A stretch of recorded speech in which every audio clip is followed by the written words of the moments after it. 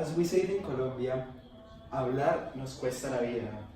This fundamental premise reflects current social and political situation Colombians are living. Moreover, it synthesizes historical conditions that have been repetitive as well as unpopular. Political participation and freedom of press have been severely attacked by oligarchy and Colombian ruling classes, displacing popular classes and not allowing them to take part of the construction of democracy. Specifically, social leaders and community organizers have been assassinated when those responsible are not prosecuted. A problematic that will be considered a huge scandal in other countries is somehow normalized in Colombia. And now, Nicolas is going to explain something about this problematic. A social leader is someone recognized by his or her community as a coordinator or supporter of collective activities that improve lives within the community.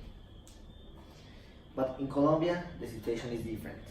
In the last 15 months, 317 social leaders have been killed. The state has tried hard to cover up the real nature of these crimes. And often, official investigators confuse the pattern by claiming that they were unconnected or random. Then re-victimize the victim by spreading false stories, like if they were in a drug tail or if they had, if it was a crime of passion. Somehow they were involved in an illegal activity, and those kills are running just like another murder. The state tried to cover these crimes because if they declare the killings as systematic, that will be an invitation for the national community to come and investigate in the country, and they will find out what is really happening. And despite all the countless attempts to cover up the real nature of these crimes, several investigations have affirmed that they have a real nature. Now Sabogal is going to explain us some statistics about the killing of these social leaders.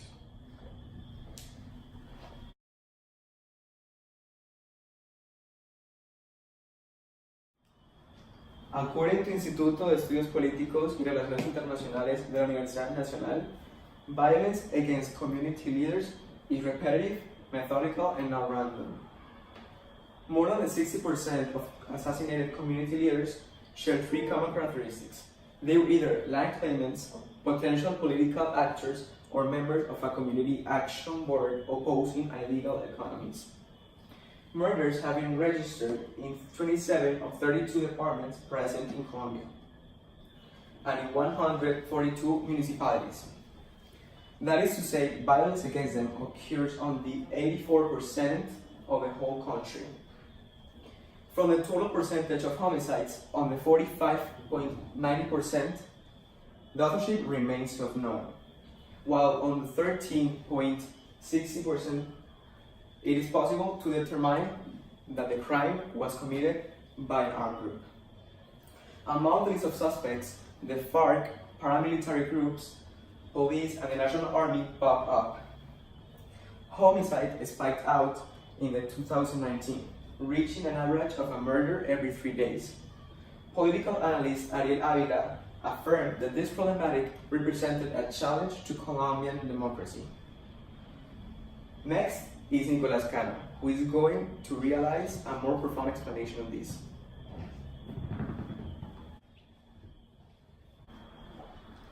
The situation should allow all the sectors of society, and also is a call to unify them to fight against a common enemy.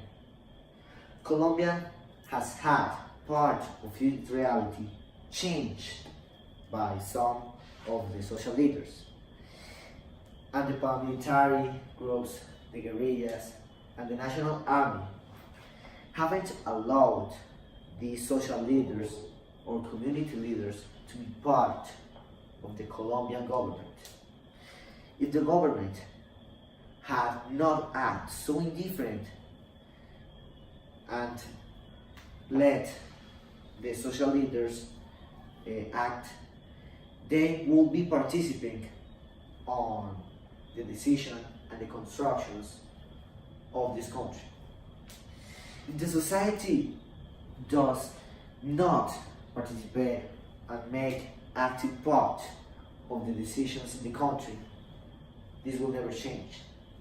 We have enough leaders, but if the legal groups doesn't let that this country is developed and improved, the situation is going to be happening and be repetitive again and again. It's impossible to transform the Colombian situation if this doesn't change. Here are some steps that should be followed on the fight against this crime. First, international organizations like the United Nations and the Human Rights Watch need to carry out several investigations and profound studies that allow society to know the origins of such illegal actions. Furthermore, the government must design an action plan focused on each specific department that is being affected and implement an emergency protocol that aims to protect the life of social leaders. The government's budget on this topic has been poor and has not followed a concrete line of execution. Finally, media needs to put this issue on the spotlight and present data to viewers so that they can produce their own analytical discernments.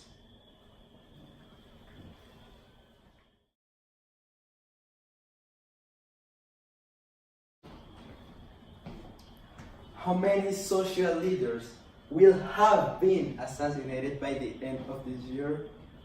How many deaths does it take to make people conscious? People in this country give up trying to build a better society because of the numerous threats they receive every day. Why does speaking the truth puts people in danger? Is it possible to change a country that does not accept to hear the truth? It is possible to change a country that has historical dependence on violence. Each social leader has an important paper on their society, defending LGBT rights, women's rights, kids, and all of the problems that Colombians are living today. We are talking about these mothers, these victims of this conflict, this long conflict. And right now, we are looking for a solution to help them to live this problematic and to tell the truth of this country. Thank you.